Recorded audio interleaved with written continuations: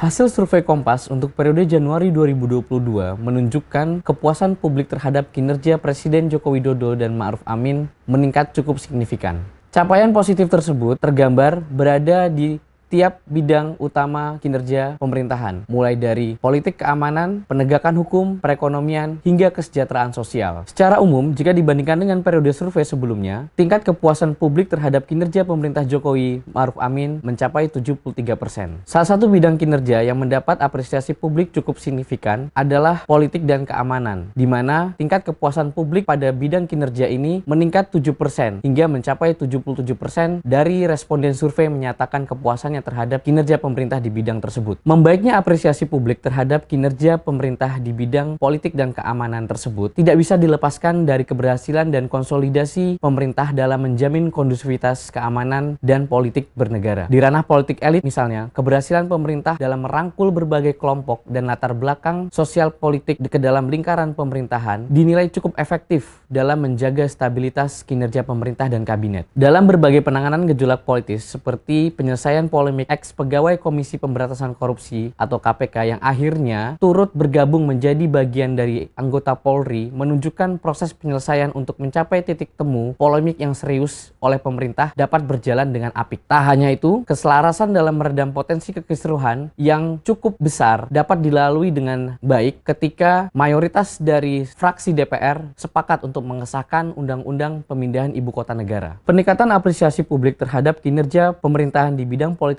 dan keamanan juga terbaca dari 5 subindikator yang menangkap penilaian kepuasan publik terhadap bidang tersebut. Secara keseluruhan, capaian pada 5 subindikator yang disusun cukup memuaskan. Apresiasi publik juga meningkat terhadap kinerja pemerintah dalam hal penanganan konflik antar kelompok, gerakan separatis, dan lain sebagainya. Sementara itu, berkaitan dengan kehidupan berdemokrasi yang meliputi keterbukaan ruang bagi masyarakat untuk mengawasi dan mengontrol jalannya kinerja pemerintahan, sekitar 3/5 responden mengapresiasi kinerja pemerintah dalam hal ini.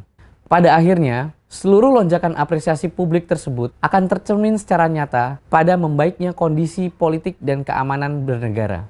Capaian positif tersebut juga semestinya menjadi pemantik komitmen pemerintah untuk terus menjaga dan memperbaiki kinerja di waktu mendatang.